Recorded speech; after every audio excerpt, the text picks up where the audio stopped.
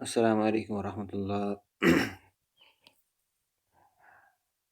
जिन लोगों ने इलेक्ट्रोस्टैटिक्स की थियरी पढ़ी है and now they want to do some questions from H C Verma, तो आई नो कि पहले इनिशियली इसमें बहुत इजी क्वेश्चंस हैं and with passage of time अच्छे अच्छे क्वेश्चंस भी आते हैं। ये एच सी वर्मा की खूबी है, पहले इजी फिर थोड़ा थोड़ा कम्प्लेक्स करता है। ठीक, तो जिनको भी प्रॉब्लम आती है तो स्टूडेंट्स के क्वेरी पे I thought to make series of lectures खाली इस पे के न्यूमेरिकल्स को मैं यहाँ पे टच करूँगा। ठीक, और किस न्यूमेरिकल किन न्यूमेरिकल्स के लिए आपको कौन सा अप्रोच लेना है वो भी मैं मतलब अकॉर्डिंग टू डैट मैं पढ़ाऊँगा। ठीक, तो इलेक्ट्रोस्टैटिक्स में जब आप एच सी वर्मा खोलोगे वहाँ पे आपको पहला इलेक्ट्रिक फील्ड एंड पोटेंशियल मिलेगा।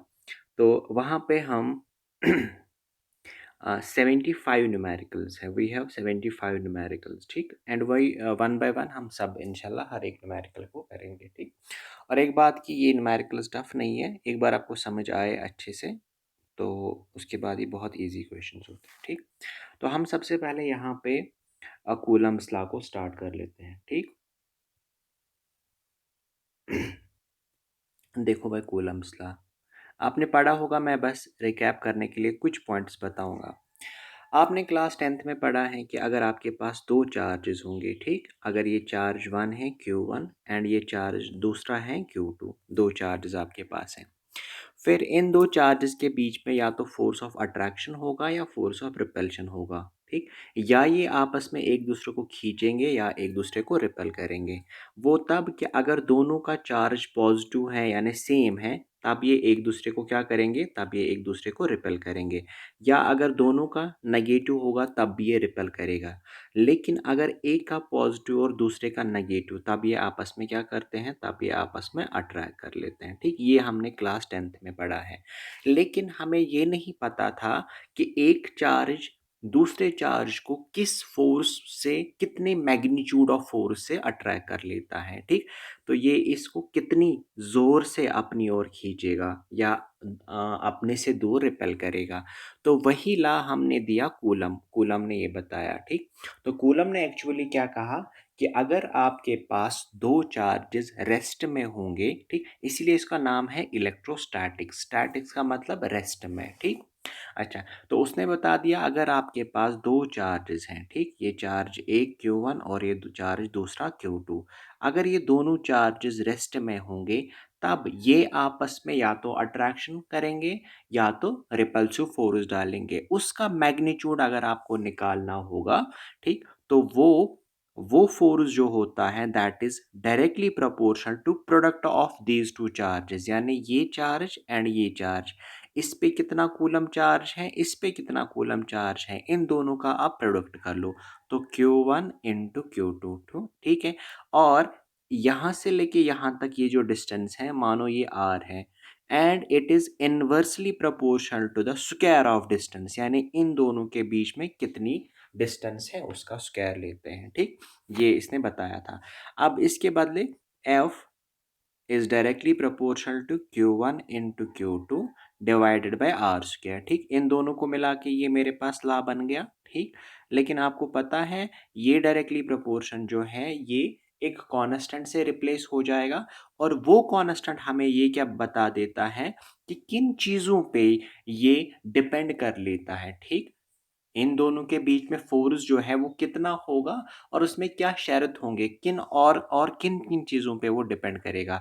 तो यहाँ पे पता चला F is equal to K Q1 Q2 divided by R square. ठीक, अब ये जो के है this is called electrostatic constant. ठीक, इलेक्ट्रोस्टैटिक फोर्स कांस्टेंट, या हम कहते हैं इसको कूलम्स कांस्टेंट भी। ठीक, अच्छा, ये दो चीज़ों पे डिपेंड कर लेता है, किस पे, दो चीज़ें पे। एक ये कर लेता है system of units used, system of units used, एक तो इस पे कर लेता है ये डिपेंड, एंड दूसरा ये कर लेता है डिपेंड जो कि ज़्यादा इंपॉर्टेंट है, nature of medium, nature of medium. ठीक, उसका क्या मतलब है नेचर ऑफ मीडियम का? मानो ये आपके पास एक चार्ज है Q1, ये आपके पास दूसरा चार्ज है Q2। इनके बीच में आपने क्या रखा है? Is it the vacuum, is it the air, is it any other, ठीक है, क्या रखा है? तो उस पे ये डिपेंड कर लेता है। सिस्टम ऑफ चार्जेस पे तो पता ही है आप कौन से यूनिट्स लेते हो, ठीक। अच्छा, ये इन दोनों पे डिपेंड कर लेता है। और आपको क्या याद रखना है, इस k का जो वैल्यू है, इस k का जो वैल्यू है, जब भी न्यूमेरिकल्स करोगे आप वहाँ पे 9 इंटू 10 रेज पावर 9, ठीक। पीछे न्यूटन मीटर स्क्वायर पर कूलम स्क्वायर, ठीक। ये याद रखने की ज़रूरत नहीं, ये आराम से ऊपर से खुद निकलेगा। कैसे निकलेगा? आप निकाल सकते हो ना, देखो कैसे। F is equal to K Q1 Q2 divided by R square. अगर आपको k का वैल्यू निकालना है, ये इधर आ जाएगा, यानी F R square divided by Q1 and Q2, ठीक, इज इक्वल टू के। अगर आपको k का ये निकालना है। अच्छा, F के बदले न्यूटन आ जाएगा। अच्छा, R के बदले यानी डिस्टेंस यानी मीटर स्क्वायर आ जाएगा, डिवाइड बाय 2 बार है तो कूलम स्क्वायर आ जाएगा। वही मैंने इधर भी लिख दिया, ठीक। न्यूटन मीटर स्क्वायर पर कूलम स्क्वायर। अच्छा, अगर आपको इसमें डायमेंशन डालने हैं, इसके डायमेंशंस अगर आपको, न्यूटन का आपको पता है m1 l1 t minus two, और मीटर का है L square divide by coulomb का आता है 80, और 80 का स्क्वायर आ जाएगा, ठीक। अच्छा, जब आप इसको कैलकुलेट करोगे, इस पूरे को अगर आप कैलकुलेट करोगे, आपको यहाँ पे मिलेगा इसके डायमेंशंस क्या है, ठीक है।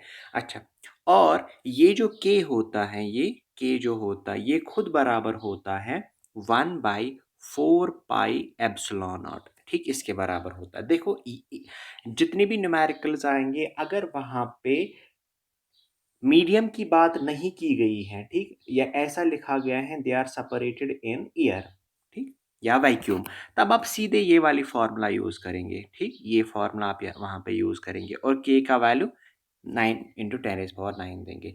लेकिन अगर मीडियम्स की मतलब चेंज हो गया है, मीडियम चेंज हो गया है, ठीक, तब जाके आप इसको यूज करेंगे, ठीक। फिलहाल हम जो है इस पे क्वेश्चंस करेंगे कि इस पे कितने क्वेश्चंस आ जाएंगे। बाद में हम देखेंगे कि इन पे एप्सिलॉन या एप्सिलॉन नॉट है या एप्सिलॉन आर है, ठीक, इन पे बाद में क्वेश्चंस आ जाएंगे।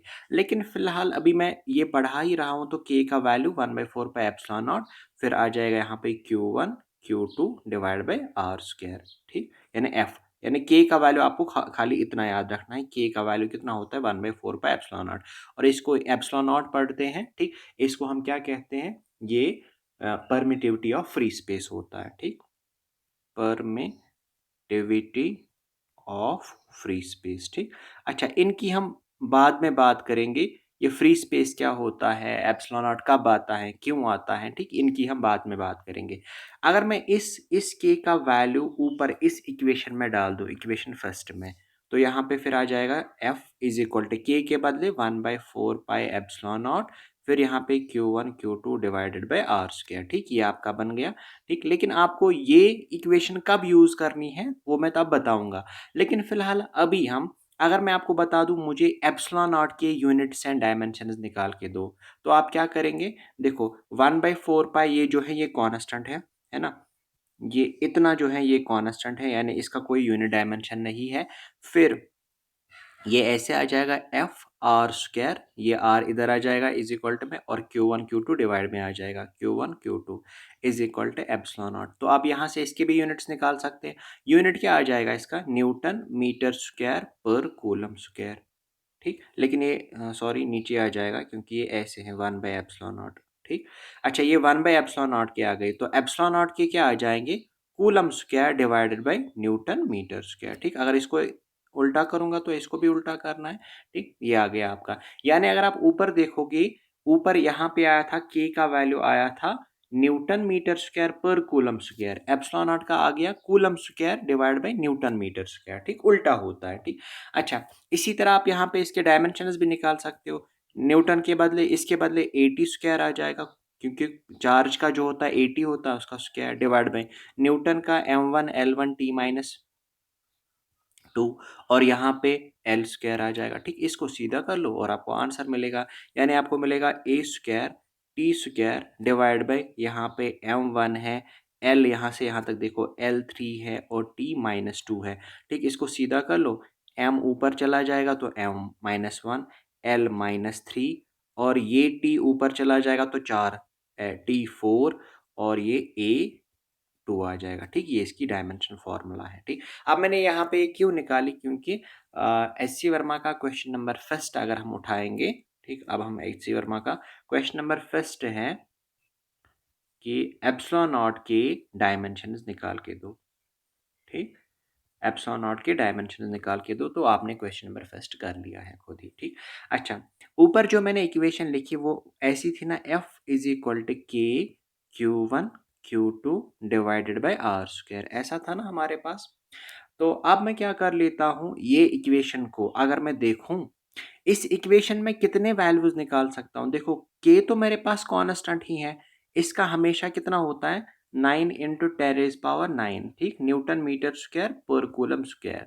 अच्छा, 9 इंटू 10⁻⁹ मुझे याद ही है, यानी मैं यहाँ से फोर्स भी निकाल सकता हूँ इस इक्वेशन से, अगर मुझे चार्ज दो एंड डिस्टेंस दी गई होगी, या यहाँ से मैं चार्ज भी निकाल सकता हूँ अगर मुझे ये और ये दिया गया होगा, या यहाँ से मैं डिस्टेंस भी निकाल सकता हूँ, ठीक, जब मुझे फोर्स एंड चार्ज दिया गया होगा, ठीक। यानी ये इक्वेशन ना ही खाली मैग्नीट्यूड ऑफ फोर्स निकालने के लिए लगेगी, बल्कि यहाँ पे आप चार्ज का भी वैल्यू निकाल सकते हो, डिस्टेंस का भी, ठीक। तो ये तीन चीज़ें आपने फिलहाल याद रखनी है।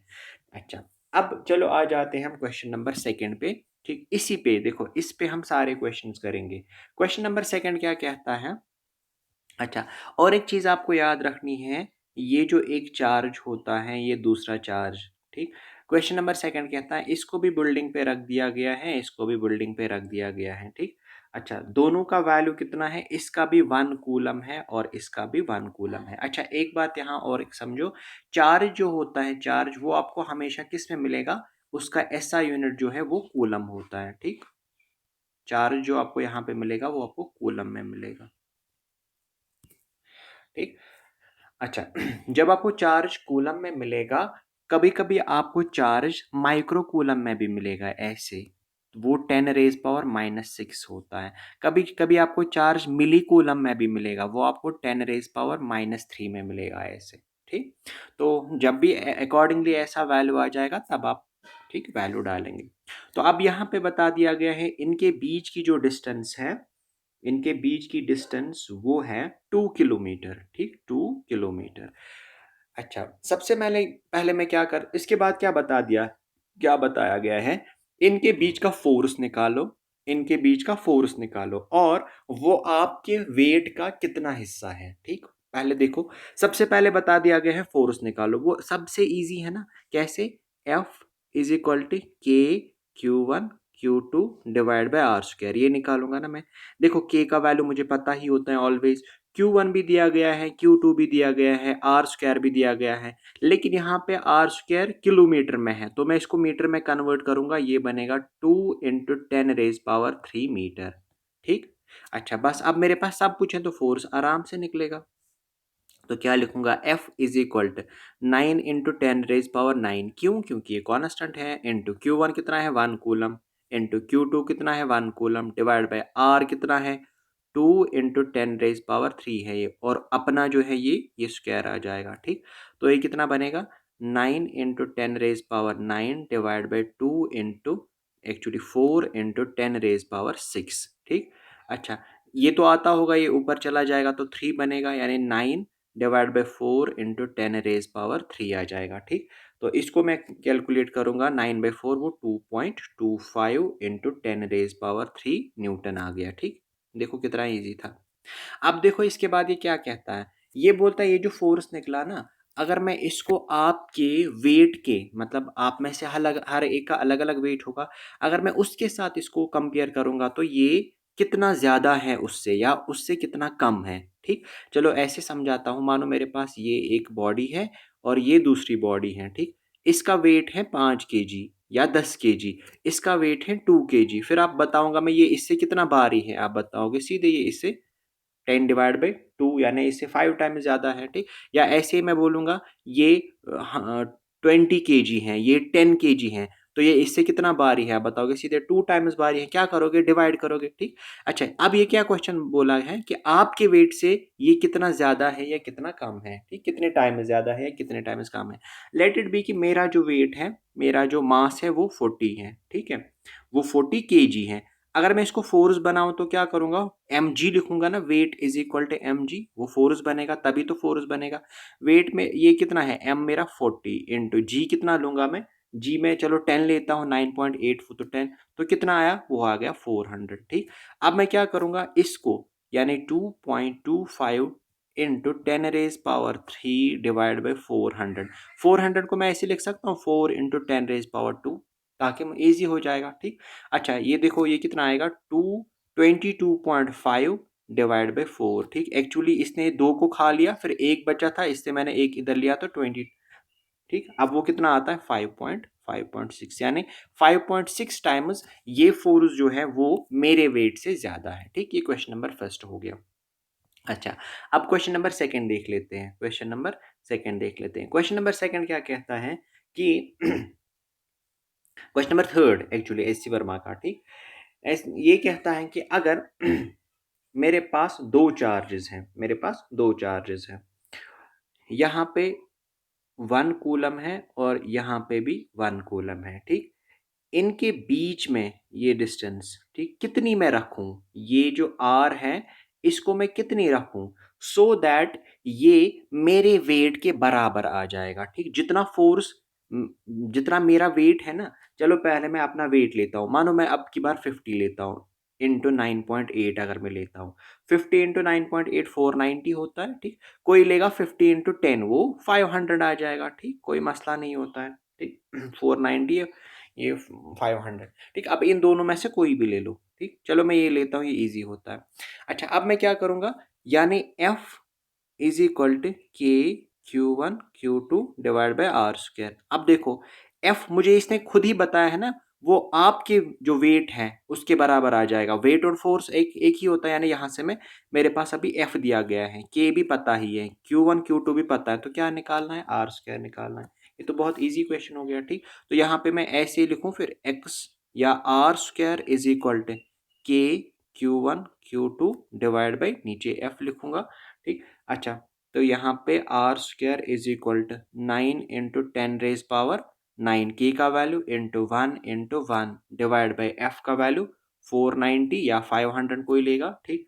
तो वो कितना आ जाएगा, जब आप आर का वैल्यू निकालोगे वो फिर आ जाएगा 18.36 इंटू 10 रेज पावर 6, ठीक। लेकिन यहाँ पे रूट चढ़ेगा क्योंकि यहाँ स्क्वायर है, ठीक। अच्छा, जब मैं इसको ये कैलकुलेट करूँगा तो आर मुझे निकलेगा 18, नहीं 18 का नहीं, 18 का ये निकालूंगा तो 4.29 ऐसा कुछ आएगा, इंटू 10 रेज पावर, ये 6 है तो 3 आ जाएगा, ठीक। ऐसा कुछ आंसर आ जाएगा मुझे, ठीक। तो ये क्वेश्चन जो है ये बहुत इजी क्वेश्चन दिए गए हैं। ऐसे ही और एक क्वेश्चन ये है, देखो इसमें क्या निकालना था, आर निकालना था, ऊपर में क्या निकालना था, एफ निकालना था। और ऐसा और एक क्वेश्चन है, क्वेश्चन नंबर 5, वो कहता है कि मेरे पास दो चार्जेस हैं, ठीक, नहीं मेरे पास दो चार्जेस हैं, ये एक चार्ज हो गया, ये एक चार्ज हो गया, इनके बीच में जो डिस्टेंस है, ठीक, इनके बीच में जो डिस्टेंस है वो इसने दिया गया है 1 मीटर, वहीं से बता दिया है 1 मीटर, ठीक। अच्छा, ये Q1 और यहाँ से Q2 इसने बता दिया है, Q1 is equal to Q2, दोनों चार्ज जो है वो बराबर है। मैं इन दोनों का पे कितना चार्ज रखूं, सो दैट ये जो फोर्स यहाँ से निकलेगा वो मेरे वेट के बराबर निकलेगा, ठीक। चलो अगर मैं फिर से मानता हूँ अपना, मैं ये 50 kg का हूँ तो मैं इंटू इसको 9.8 करूँगा तो वो 490 आ जाएगा, ठीक। ये मेरे पास F है, अब F मेरे पास, तो क्या लिखूंगा, F is equal to K Q1 Q2 divided by R square, ठीक। अच्छा, F मेरे पास 490 है, अब मुझे अब की बार क्या निकालना है, मुझे अब की बार Q1 Q2 का वैल्यू निकालना है, और Q1 Q2 बराबर है, तो मैं ऐसे लिख सकता हूँ F is equal to K Q square divided by R square, क्योंकि Q इंटू क्यू तो क्यू स्क्वायर ही हो गया ना, क्योंकि दोनों बराबर है। अच्छा, अब मुझे अब की बार देखो, यहाँ पे R निकालना था, यहाँ पे मुझे Q निकालना है, तो ये ऐसे आ जाएगा F R square is equal to, और ये के डिवाइड आ जाएगा is equal to Q square. बस अब वैल्यू डालने हैं, एफ के बदले 9 इंटू 10 रेज पावर 9 इंटू 1 के, इसके बदले आर के बदले आर का 1 है यानी 1 का स्क्वायर डिवाइड बाई नहीं, यहाँ के इसके बदले f के बदले कितना था, f 490 निकला था, 490। अच्छा, इसके बदले 9 इंटू 10⁻9, ठीक। तो इसको आप कैलकुलेट करो, इज इक्वल टू ये किसके बराबर आ जाएगा, के स्क्वायर के बदले। बस अब आपको क्या निकालना है, ये 54.4 इंटू 10⁻9 आ जाएगा, ये अंडर रूट में। जब आप इसको कैलकुलेट करोगे ये 23.32 इंटू 10⁻5 कूलम आ जाएगा, ठीक, इतना। तो ये हमारे क्वेश्चंस हो गए जो बेस्ड थे खाली कि क्या आपको फॉर्मूला लगानी थी, F is equal to K Q1 Q2 divide by R square. यानी इतने इजी क्वेश्चंस जो हम यूजुअली फिफ्थ सिक्स्थ क्लास में भी दिखा सकते हैं, ठीक। अगर वहाँ पे ऐसा ये आ गया तो आपको जस्ट वैल्यूज पुट कर लेने हैं। अच्छा, क्वेश्चन नंबर 5 मैं आपके लिए रख देता हूँ। क्वेश्चन नंबर 5 इसी पैटर्न पे बेस्ड है, कुछ नहीं करना है। वहाँ पे क्या बता दिया गया है, find the force of charge between two जो प्रोटॉन्स है इनके बीच में, जो फर्मी लेवल पे हैं, ठीक। यानी यहाँ पे एक प्रोटॉन है, यहाँ पे एक और एक प्रोटॉन है। फर्मी लेवल मतलब इनके बीच में जो डिस्टेंस है वो 10⁻⁻15 है, ठीक। अच्छा, 10 फर्मी इसने बता दिया है। 10 फर्मी का मतलब है 10 इंटू 10⁻⁻15, ठीक। ये 10 फर्मी इसने वहीं से बता दिया, इनके बीच में डिस्टेंस। अच्छा, मुझे पता है प्रोटॉन का चार्ज कितना होता है, 1.6 इंटू 10⁻⁻19 कूलम। यहाँ से भी कितना आ जाएगा, 1.6 इंटू 10⁻⁻19, 19, ठीक। तो अब देखो मुझे क्या निकालना है, एफ निकालना है। F is equal to K Q1 Q2 divide by R square. अब देखो हर एक चीज़ है ना मेरे पास, एफ ही निकालना है। एफ के बदले 9 इंटू 10⁻9 इंटू Q1 के बदले 1.6 इंटू 10⁻⁻19। अब Q2 भी उतना ही है, तो क्यों ना मैं इसका स्क्वायर कर लूँ, डिवाइड बाय आर इनके बीच में कितना है, 10 इंटू 10⁻⁻15 इसका स्क्वायर, ठीक। अच्छा, ये अब क्या बचा है, अब ये प्योर कैलकुलेशन बची है, ठीक। अली मोहम्मद से अच्छा सा कैलकुलेटर ले आओ और इसका ये आंसर निकाल के दो। आंसर जो आपको मिलेगा वो 230.4 न्यूटन आपको आंसर मिलेगा, ठीक है। अच्छा, ये क्वेश्चन जो थे वो बेस्ड थे ऑन खाली F is equal to K Q1 Q2 divided by R square इस पे। अच्छा, इसके बाद हम पार्ट सेकंड करेंगे। पार्ट सेकंड इसका छोटे छोटे मैं वीडियोस बनाऊंगा सो दैट सब लोग छोटे वीडियोस को सब लोग देखते हैं। उस पे हम इक्विलिब्रियम की बात करेंगे, ठीक। इक्विलिब्रियम पे यानी अगर दो चार्जेस हैं, तीसरा चार्ज मैं कहाँ पे रख दूं सो दैट इसमें इक्विलिब्रियम आ जाएगा। उसके 3 केसेस हैं, फिर उसके बिना पे 2-3 क्वेश्चंस होंगे, ठीक। और फिर अगला टाइप होगा, जैसे मैंने यहाँ पे ऊपर आपको फॉर्मूला दिखाई, ये टाइप एक था, इसी पे आप अलग अलग चीज़ें निकालनी थी, ठीक। ऐसे ही मैं ये एक केस दिखाऊंगा इक्विलिब्रियम ऑफ चार्जेस, फिर उस पे 3-4 क्वेश्चन एलसी वर्मा ने दिए हैं, फिर वो करेंगे इंशाल्लाह और आपको ईजी लगेगा। होप कि आपको ये चैप्टर जो है अच्छे से समझ आया होगा, जितने भी मैंने अभी न्यूमेरिकल्स कराई है।